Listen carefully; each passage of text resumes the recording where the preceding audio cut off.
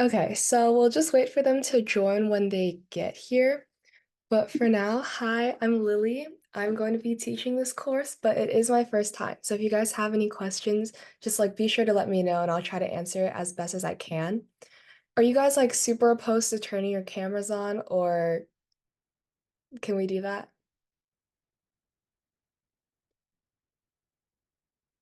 Okay. So are you guys ready to start? Can I get a thumbs up or in the chat Yeah. okay, cool. Okay. Okay. Have any of you guys ever debated before? We can keep doing the thumbs up or unmuting if that works. Have you guys ever debated before? Okay. Got it. Got it. And what kinds of debate have you guys done?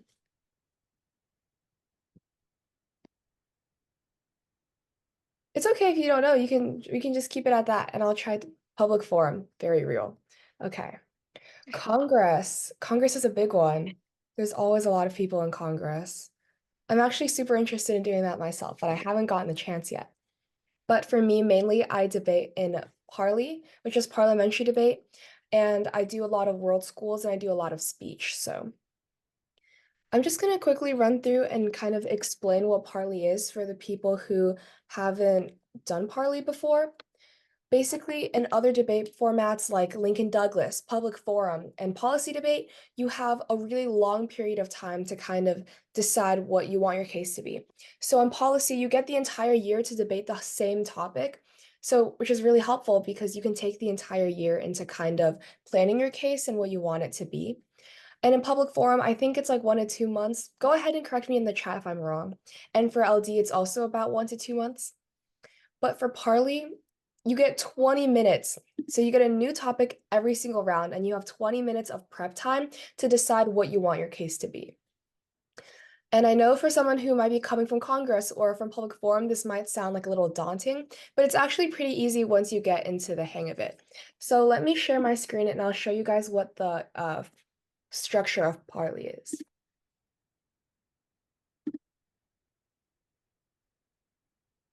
Okay. Can you guys see my screen? Yeah. Okay. How do I move this? Because this is my email. Brother. Okay, hold on. This is not working.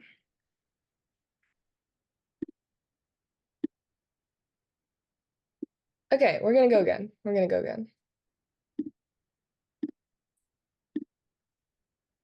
You guys can still see? Yes. Okay. So in Parley, we have 6 different speeches from the affirmation and the negation.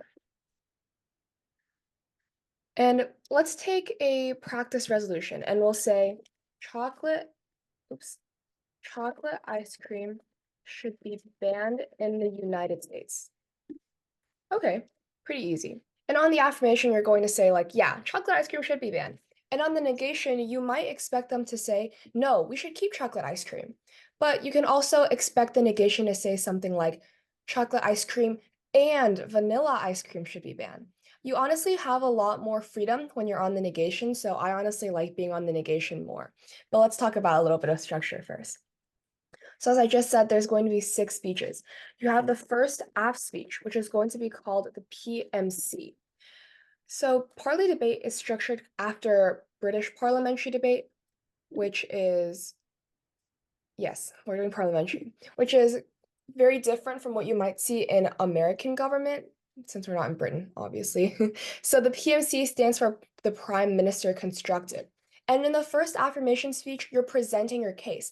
So all you're doing is you're reading out the case that you and your partner prepared in your 20-minute prep time. Then you have the first neg speech, which is going to be called the LOC. And this LOC stands for Leader of the Opposition Constructive. So you're opposing the resolution, so you're the leader of the opposition. And what the negation for speech is reading the case that you and your partner prepared, but also trying to respond to what the first half speech just said. So let's say the first half says, like, chocolate ice cream should be banned because it's unhealthy. Then the negation speech and the LOC, the first neg speech, comes up and they say, yes, chocolate ice cream might be unhealthy, but there are also a lot of other benefits. Like, for example, it makes people happier. Why should we ban something that makes people happy? Right? Pretty easy. Then we have the second app, and this is going to be called the MG. And NG just stands for member of the government. At this point, you only have one more AF speech after this. So in the second AF speech or the MG, you should essentially be responding to what the LOC or first neg said and being like, yeah, it makes people happy, but you can't be happy if you're dead. And if you eat a lot of unhealthy foods, that's where you're going to end up. You're going to extend the points that you think are the most important so that in the first affirmation rebuttal, they know to collapse down to these points. Okay, next we go to the second neg, which is called the MO, or member of the opposition. You might be seeing kind of a similar pattern here. You always have the member of the government and then the member of the opposition. So I'm calling it AF and neg, but in other places you might see it as government or opposition. That's kind of where it comes in. Sorry, did someone have a question? Okay, then we're gonna keep going. So similar to the second AF speech in the second neg, you're going to be collapsing down to what you think your most important points are going to be. So let's say in the MG, someone says, you can't have happiness if you're dead. Okay, well, then you come up here in the second neg and you say, well, we're all going to die at one point. We might as well pick something that's going to keep us happy while we're still here. And if chocolate ice cream makes us happy, then that's what we should continue eating. Things like that. But next, you might be assuming that the affirmation comes back up for the rebuttal, but that's not true. We have the third neg speech, which is going to be called the LOR, the leader of the opposition rebuttal. This is the last negation speech. And, oh, again. Okay. And in this rebuttal, you're essentially collapsing down to the most important points. So let's say continuously for the entire debate, all you've been saying from the negation is chocolate ice cream makes me happy. Chocolate ice cream makes other people happy. We can't ban chocolate ice cream. Then in your rebuttal, you should be saying, Judge, this debate comes down to a couple of things, point one, point two, and point three. But at the end of the day, you'll realize that the negation wins this debate because we've proven that chocolate ice cream makes people happy and happiness should be valued above other things. And as a negation in your rebuttal, you typically want to say, the affirmation is going to come up here and they're going to try to tell you that chocolate ice cream is unhealthy. But in response to that, I say, so you're kind of preempting what they're going to want to say already. So then we have the third affirmation speech, which is the PMR, the Prime Minister rebuttal. And this is a speech that concludes the entire debate. So while there is more ground on neg, it's also a lot easier to be on the affirmation because you have the last word in the debate. 我平常可能是，但是真的是在吃素餐的时候就变成小野味。Sorry, was that a 你 question? Do you want to 因为 repeat? 这就是你注意力专注力不集中，然后你平常很能吃，你吃自助餐的时候，那些花花绿绿的，那些小饮料、小点心吸引了你的注意，你就不知道你自己要干啥。说错，干啥？研究表明，这是商家的套路，商家故意的在食物里添加了一些东西，然后让你觉得很饱。 Hey, 结果 Iris, you're unmuted. I don't know if you meant to be unmuted, but you are. So if that's like a question, I can answer it, but 你赶紧去吧，要不要烦了？ okay, so we're gonna keep going. Okay, so typically this Parli debate is 45 minutes. 去 In 吧，不要 policy, you might think, or I think it's policy, it's like 赶紧 around 你 an 去，我 hour. 等会儿去红木地炮，你去不去？ Okay. So Parli is typically only 45 minutes. So this is how the speech times are broken down. In the first affirmation, you have 7 minutes. In the first negation, you have, oops, that's the wrong button. You have 8 minutes. Then, oops, 8 minutes. Basically, you just keep having 8 minutes until you get to the rebuttals, which then the negation will have 4 minutes. and then the affirmation will have 5 minutes.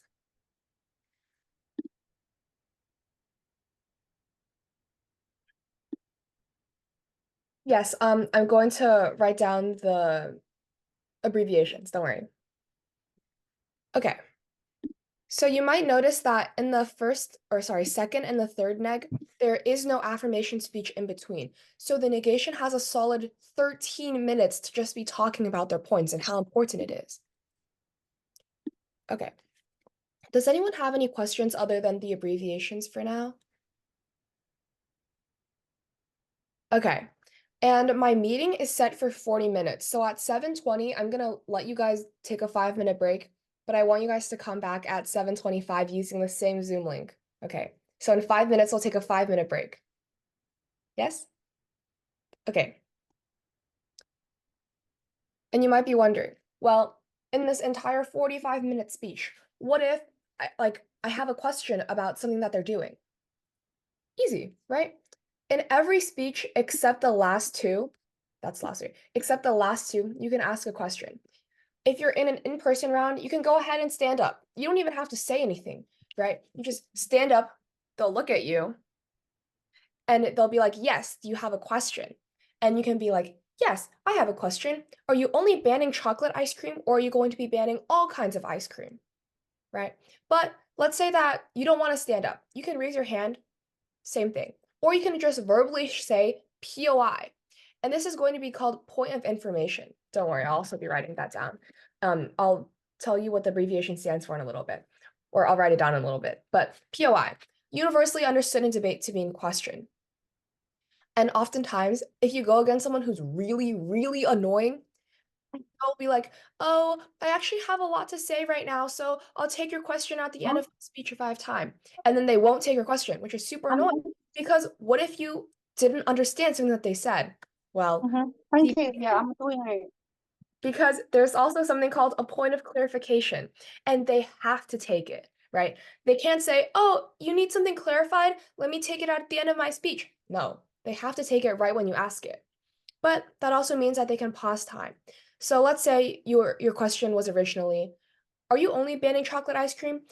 If you turn it into a point of clarification, you can ask, sorry, did you say that you were only banning chocolate ice cream? Yes or no question. There is kind of like a distinction here. So Sissy just asked me a question about, is debate just how to win a conversation? Kind of. It's very similar, but don't think of it like an argument, because the point is trying to win the debate, but you're not arguing with your opponents against who's right and who's wrong. Because sometimes you can both be right and you can both be wrong. It just depends on who the judge likes better, or like whose points the judges buys more. So let's say that I'm the judge, and let's say that William is on the affirmation and Sissy is on the negation. And one of them tells me chocolate ice cream is unhealthy. Then the other one says, well, we're all going to die, so we should eat what makes us happy, which is chocolate ice cream.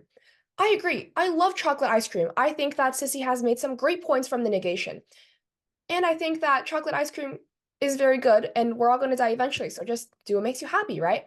So I'm going to vote for the neg because I think that the negation has better points overall. You're not trying to say, I'm right and you're wrong. You should lose the debate and I should win. Because then the judge will be like, you're not very nice. That's actually very rude. And I'm going to drop your speaker points, which I'll explain after the break. But you're trying to prove that your points make more sense in the context of the resolution. You're not arguing with each other. You're not trying to prove that you're right and they're wrong. And you're definitely not trying to prove that you're better than the other team.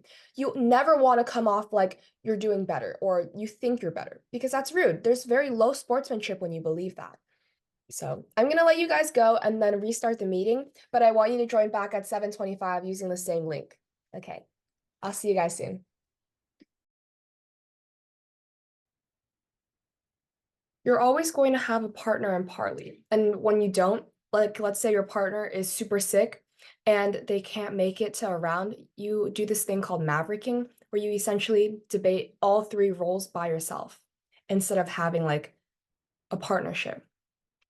And sometimes it's really impressive. Like I've debated someone who like mavericked against me and my partner just by himself and he won.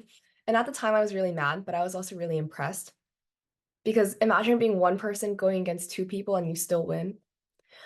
So Catherine asks, wait, so there's two people on each side, but why is there one half, two half, three half? What does it mean that is like, does one person play two roles? That's exactly what it is. But we're still waiting on two people. So I'll just have to repeat it again. But basically, the same person who is first is also going to go third. Let me share my screen again. That might be more helpful than me just like raising my fingers.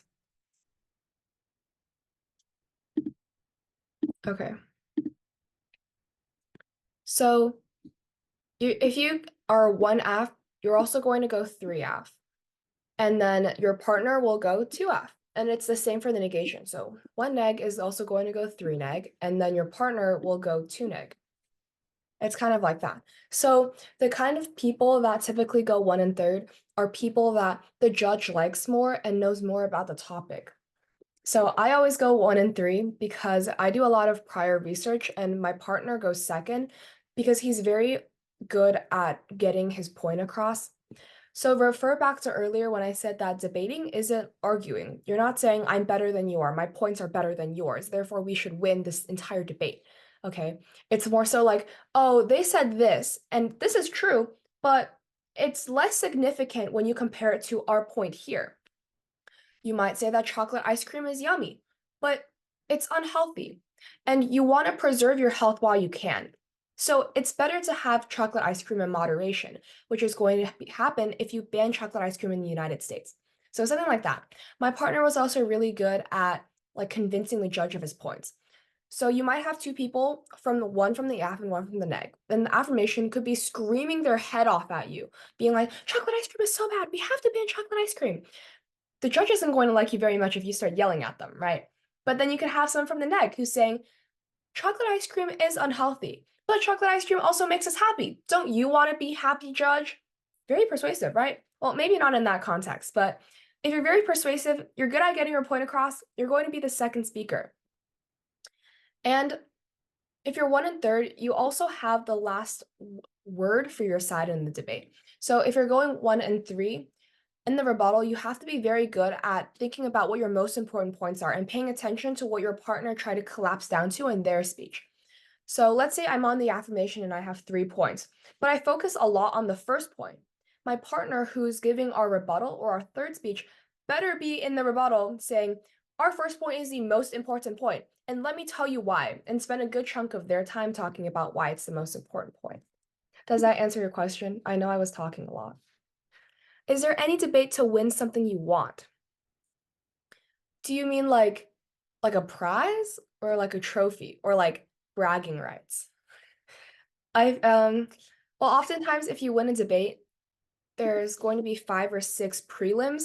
So you have to win a certain amount in order to make it to the elimination rounds. And only in the elimination rounds do you like get something, I guess. If you win a debate in your first 6 prelims or preliminary rounds, you don't get anything. You just get like a pat on the back. Good job, we won that. But let's say you win anything in the elims or eliminate, yeah, self-pride. If you win anything in the elimination rounds, you might walk away with like a small trophy or like a plate. Right now, my house is full of like little silver trays and plates from when I was debating. Some of them will say like 6th overall speaker, non-advancing finalist, something like that, you know? But if you get first, you get this huge trophy, okay? And it's so cool. But some tournaments are kind of cheap and they give you like a rock. Like one of the tournaments I went to genuinely gave me a rock that was this big. It said Martin Luther King Jr. on it. And I just got that and we won. And I was like, oh, okay. Like win a cheaper price than anything.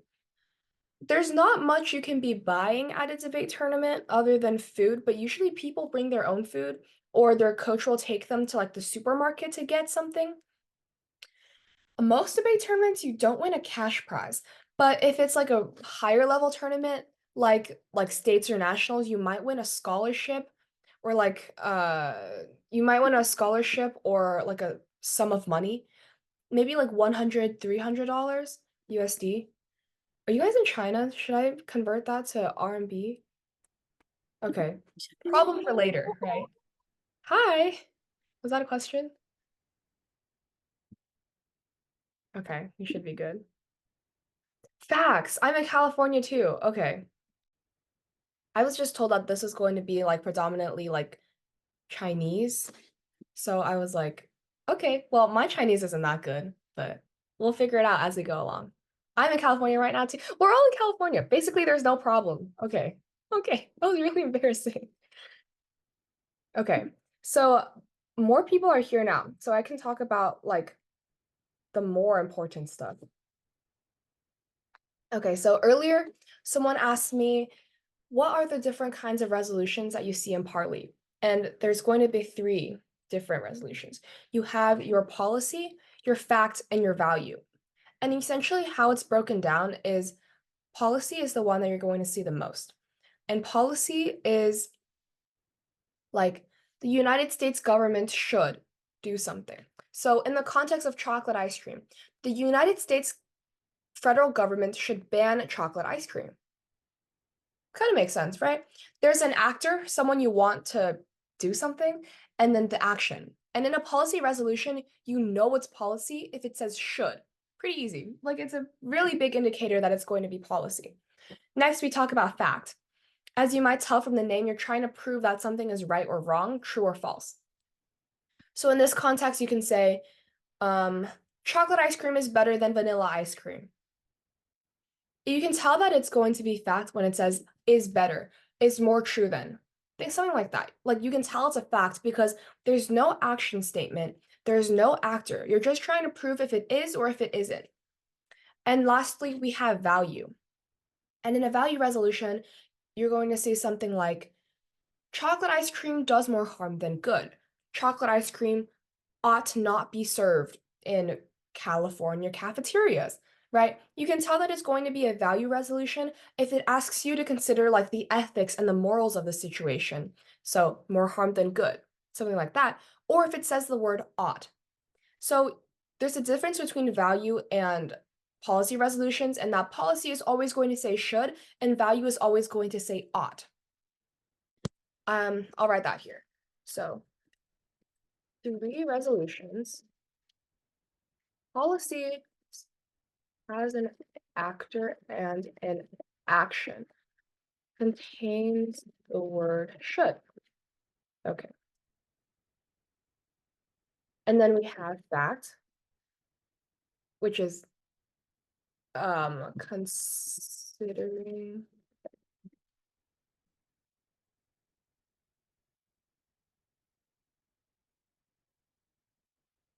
I will get to the chat in 1 second. Let me finish typing this value. And then you have your value resolution, which is considering the ethics of the situation. So, Jesus, my typing is not very good, huh? So this is going to be more harm than good or ought. Okay, in the chat. So Sissy asks, how much percentage of opinions should you put in your debate? I would say a lot, you know, in every single debate other than fact, you want to be using a lot of your own opinion, even if you don't believe it. So I know this is only the first class, so I'm not going to go too deep into what you should be doing in each of the different resolutions because I'll be covering that in a little bit, or like in a couple of days, I guess. But you should always be putting your own opinions into it, right? You're here to win. And how is the judge supposed to believe you if you don't even believe yourself? Let's say that I really love chocolate ice cream. Okay, if I'm on the affirmation, I don't want chocolate ice cream to be banned. Like, let's be honest, I love chocolate ice cream. But if I'm on the affirmation and I have to say that it's going to be banned, well, I'm also a pretty big health nut. I care a lot about my own health.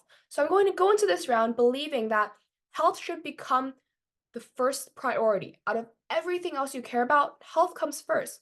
And that's my own opinion, right? So, in all of your points, yes, you should have evidence, but you should also have your own opinion because you have to believe yourself if you want to convince someone else to believe you too.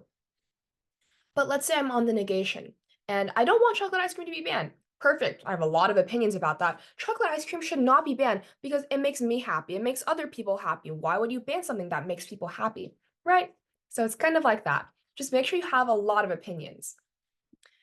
That's honestly almost everything I wanted to cover for this, and we're only 40 minutes into the class. So I want you guys to know that there's going to be a lot of practice debates sprinkled into our classes. So at one point, I'm going to have to partner you guys off, and there's 8 people in the class. So that's perfect. We're going to have 2 debates, 2 groups of 2 for each. So in this context, would bring up simply mixing chocolate syrup with vanilla ice cream help at all? Great question. So earlier when I said that the negation has a lot more freedom and a lot more leeway, this often means that when the affirmation says, or let me rephrase that, forget what I just said. In the context of the resolution, chocolate ice cream should be banned. The affirmation has to say, chocolate ice cream must be banned. But the negation can say, no, chocolate ice cream shouldn't be banned. Or they can say, like, chocolate ice cream and vanilla ice cream should be banned. All ice cream should be banned. Like, they have a lot more leeway. They can be creative and think outside the box. So, if you're the negation and you're trying to make a point against why banning chocolate ice cream is bad or not helpful, you can say, well, what's stopping people from mixing chocolate syrup into vanilla ice cream? And then you kind of prove that the affirmations plan is kind of useless, right? So, yeah, I think that would be helpful. If you're really creative and really smart about it, number one, the judges will like you, and number two, you'll probably win your case. Like for me, when I judge debates, if someone can make me laugh, I'm going to raise their speaker points a lot. So that brings me into speaker points. Let me get to that in a little bit, Catherine. So speaker points are how well you speak and how much the judge likes your style of speaking. Before we get to our first debate, I'll talk to you guys about developing your own debate style. So for me, whenever I start my debate, I always say, Judge, I'd like to thank you for being here, sacrificing your weekend to come judge a debate. I know it's a huge time commitment and I really appreciate it. And you might notice that like I slowed down. I was a little bit nicer when I said that. So the judge will like me. But if they like you, they're going to give you higher speaker points. It's on a scale from 1 to 30, but usually judges don't give you below a 25, except for my partner who got a 23. Really embarrassing. We try not to give anything lower than a 25. Average is about 27.5 to like 28.5, and really good is a 29 to 30 speaker points. So let's say you give the speech of your life. You don't stumble a single time. This is the best speech you've ever given. You've never felt more confident. You might get a 30, you might get a 29. But sometimes if the judge doesn't like you, you might get a 27.5. And that might be a little bit hurtful. Speaker points don't matter. They don't define who you are other than when the tournament ends. You get a list of the top 10 speakers in the tournament, and oftentimes it's going to be the same people you see at the tournament, right? The same guy who's been debating since like he was in his diaper. Always going to get first. But that might also be you. If the judges really like you, good for you. That's going to be you. I actually have a lot of faith in you guys. Do they subtract speaker points? So I don't know how they tend to do it, but for me, I always start from 30 speaker points. You're always going to get a 30 if you don't mess up. But let's say you're constantly like going against what your partner said. Let's say my partner says, I love chocolate ice cream. Chocolate ice cream should never be banned. And then it's my speech, and I say, chocolate ice cream sucks. We should ban chocolate ice cream. Ooh, you guys are on the same side and you're going against each other, minus speaker points. That's not good. So a lot of judges start from 30. You try to do your best, and a lot of them, they're going to give you 30 either way. But if they didn't pay attention to your speech or your style of speaking, they'll probably give you the average, which is 27.5 to 28.5. And then our first debate, I actually have to check that because it's on the schedule, but I don't have it memorized. So our first practice round is going to be in 5 days. So class 5. This is class 1 in 5 days. Class 5. Yeah. Don't worry. Like I know it's like a lot of content knowledge right now, but there's going to be more practice rounds than just the first one, obviously. Don't worry. So, as I was saying, at one point I have to start pairing you guys off, and I want to see how your chemistry works together. So, if you can, I want you to turn on your camera. Oh, the one person who had it on just turned it off. Okay, no, it's okay. I want you guys to I want you guys to turn on your camera, and I want you guys to introduce yourself, talk about how old you are, and your favorite ice cream flavor. Who wants to go first? I'll go first. Since I'm teaching this class, I'll go first, right? Okay. Okay, well then you can go after I go, but after you turn on your camera. Okay. Eric, Catherine, and Mirabelle, we're still waiting on you. Okay, so I'll go first. Hi, I'm Lily. I'm 17 years old. I live in Irvine, California, and my favorite ice cream flavor is mint chocolate chip. Okay, William, your turn. Mhm. Hi. My name is William and I'm 11 years old and my favorite chocolate flavor is bubblegum. Good flavor. Good flavor. You said you were 11 years old? Yes. Yep. Okay. Okay. Who wants to go next? 12 in 12 days. Oh, okay. Wait, that's during this class. So 12 and 12 days. Got it. We'll sing you happy birthday. Who wants to go next? Okay, Isaac, you go. Hi, my name is Isaac. I'm 10 years old and I like the ice cream flavor cookies and cream. That's a good one too. Do you like Oreos a lot? Yeah. Good choice. Sissy, I saw that hand raised. Do you want to go? Okay. So my name is Cece and I'm 10 years old and my favorite ice cream is rather chocolate ice cream or rainbow sherbet. Ooh, that's good. That's good. My dad really likes rainbow. He says that he really likes the sour flavors. He's not big into sugar, but it's okay.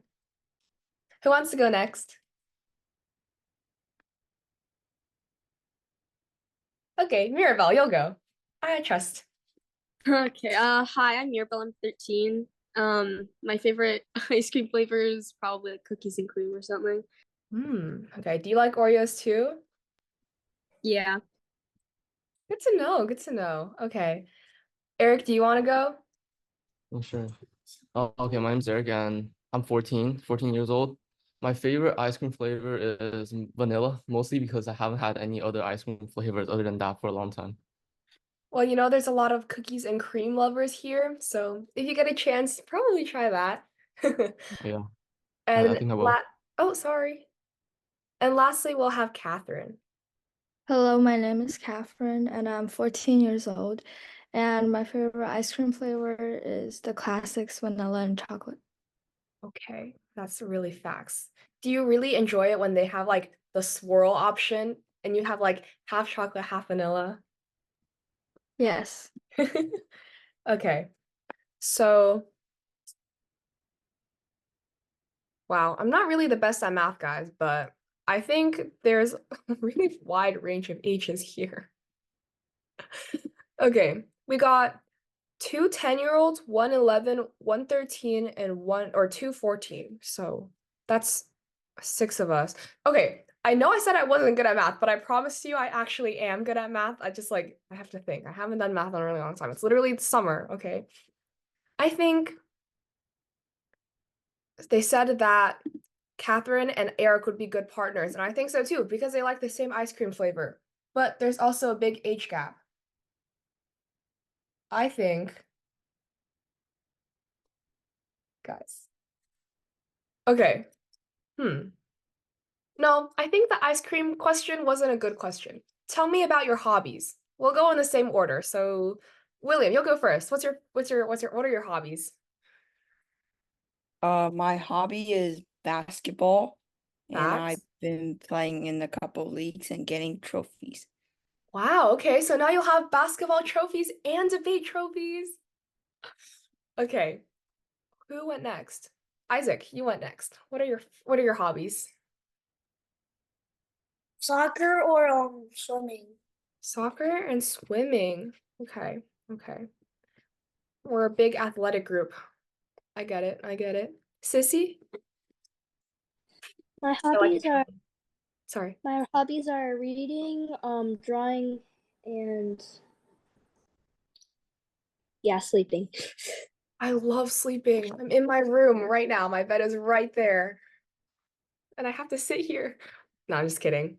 Mirabelle?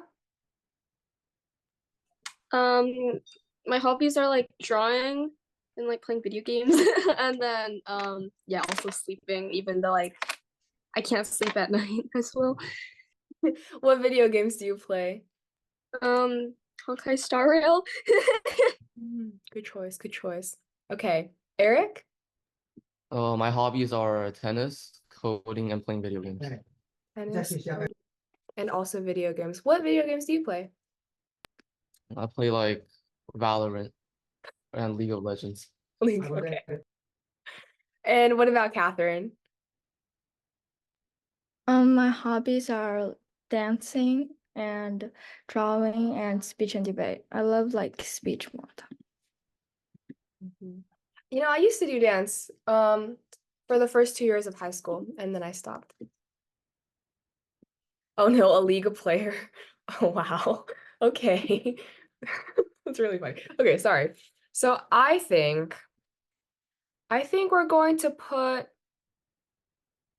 put Mirabelle and Catherine together for now. For now. Okay. And then we're going to put wait, I have to think. We're going to put Eric with no, we're gonna put Eric with William. I think this would actually work out really well. I saw your text about we don't judge, and I agree. So we're going to put William with Eric. And then we have Isaac and Sissy. Haha. Okay. I actually think that you guys will balance each other out, so I must be really good at making teams. Do you guys want to like do a breakout room for 5 minutes and talk to your partners? There's 10 minutes left. I have nothing else to teach you for today. So I'm gonna put you guys in breakout rooms if I figure out how to do that. And then I want you guys to stay behind and tell me if you really don't like your partner, okay? Is that okay? I'll send you the doc. Don't worry, William. I'll send you the doc. And then I wrote out all the abbreviations. And then I'll see you guys tomorrow at the same time, 7 to 8. Does anyone have any questions?